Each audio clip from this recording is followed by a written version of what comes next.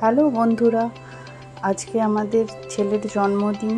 তো রাত্রের বেলায় যখন 12টা বাজছে তখন আমার বর হোমমেড একটা কেক নিয়ে এসেছিল, যেটা আমি বানিয়েছিলাম।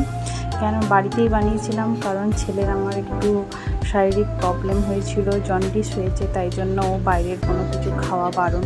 তাই কোনো তেল ছাড়া, ডিম ছাড়া একটা কেক বানিয়েছিলাম সুজি দিয়ে, সেটাই ও কেটে বার্থডে সেলিব্রেশন করলো। তা অন্য এমনি কেনা কেক তো খাওয়ানোই ওকে যাবে না, ওর শরীরের ভালোর জন্যই আমরা এবারে কিছুই করিনি, ঘরেই জাস্ট একটা কেক বানিয়ে ও কেকটা কেটেছিল।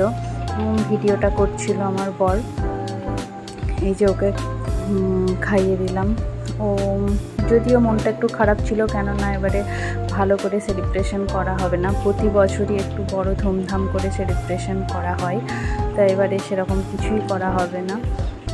জাস্ট কেকটা তৈরি করেছিলাম সন্ধেবেলায়, সেটাই ও একটু কাটলো। ওটাতেই একটু খুশি হলাম, কিন্তু মনটা একটু খারাপ খারাপ করছিল যে ও কিছু খেতে পারছে না। পরের দিন এখন তো মাছ, মাংস, ডিম সবই বারণ আছে, তাই একটুখানি নিরামিষ ভাবে ওর জন্য খাবার করে দিয়েছিলাম। এরকম করে ভিডিওটা আমার বড় করতে বলেছিল, তাই আমিও করে ফেললাম।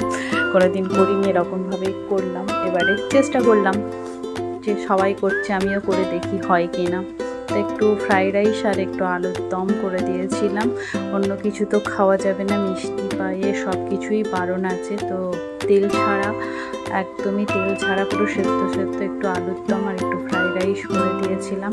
ওটা অনেক দিন পর ওটা পেয়ে ও অনেক খুশি হয়েছিল এবং ও খেলো খুব আনন্দ করে।